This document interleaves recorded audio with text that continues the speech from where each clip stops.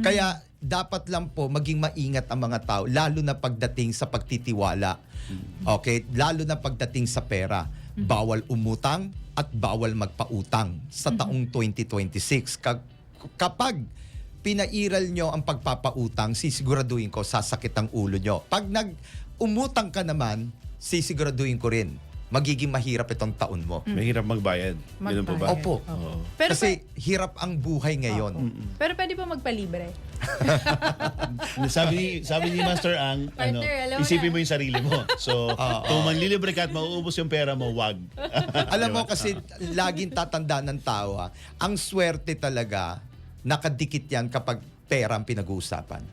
Kasi kahit anong success ang meron ka, pag walang Miss pera, Oo. Pag wala. dyan, alam mo, karamihan ng tao sa totoo lang, ang napapansin ko, isa lang naman ang dahilan kung bakit stress at may depression.